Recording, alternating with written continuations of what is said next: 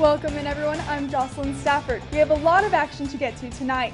To kick it off, the Rockies and Reds faced each other once again earlier today. This being Colorado's final game in Cincinnati before they head back to Coors Field to take on the Padres. The Rocks have yet to take a win in the series. Will they turn things around today? Let's get out to the action.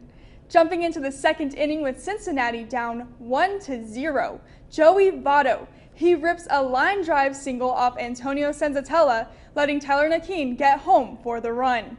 With the game now tied, next batter Eugenio Suarez smashes this one out of the park for the two-run homer, putting the Reds in the lead 3-1.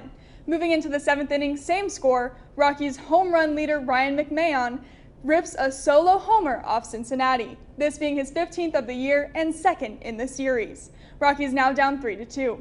Bottom of the seventh with bases loaded, Jesse Winker hits it up the middle off Carlos Estevez, letting Farmer and Akiyama make it home. The Cincinnati Reds take this win with a final score of 6-2. Turning to another Denver team that has a lot at stake, the Denver Nuggets took on the Phoenix Suns at home in Game 4 of the conference semifinals tonight. The Suns had a major advantage in this game as they carried a 3-0 record heading into the matchup. No team in the NBA has ever come back from a 3-0 deficit. Will the Nuggets be the first? Before the game, Coach Malone said while Denver isn't in the optimal position for Game 4, he is optimistic.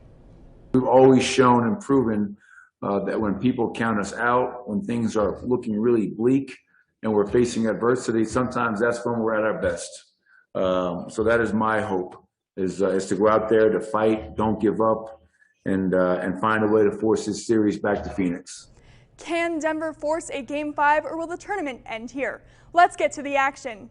A lot of tension out on the court tonight, Ball Arena packed with fans for this matchup. In the first quarter with the Suns up by 4, Jay Crowder blocks Aaron Gordon's shot. Phoenix runs it back to the other end where Devin Booker finds the sweet spot and hits the floater. He played a major part in the Suns offense tonight. Nuggets back in possession, MVP Nikola Jokic pump fakes DeAndre Ayton and drives in for the dunk, Denver down by 2. Late in the second, Nuggets lose possession and then Suns take advantage, rushing down the court. They get the ball to Bridges for the basket.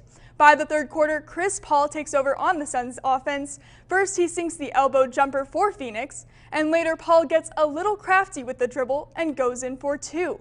He would end up dropping 10 points in the third, keeping Phoenix up 7. Not looking optimistic for the Denver team, and what happens next is just salt in the wound. After a missed shot, Joker goes for the steal, but ends up hitting Cameron Payne hard in the face. There is a confrontation between Booker and Jokic, and a scuffle ensues. Jokic winds up in the replay. He goes in for the ball, but hits Payne in the face instead. He would receive a flagrant 2 and is ejected for the remainder of the game. The star player for the Nuggets would finish with 22 points and 11 rebounds. From there, without Jokic and Murray, the Nuggets couldn't find their way back. Phoenix goes on to win the semifinals with a final score of 125-118. Congrats to the Nuggets on a great run this season.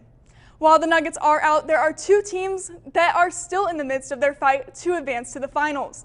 The Bucks and Nets were in an intense matchup earlier today. At first, the Nets were pulling ahead, but with James Harden out due to injury and Kyrie Irving leaving late in the game after rolling his ankle, the Bucks found a glimmer of hope. Milwaukee forces a win with a final score of 107-96. This victory ties up the series 2-2. We can't wait to see how this game pans out in Game 5. But for now, that's all of our time. I'm Jocelyn Stafford, and we'll be right back.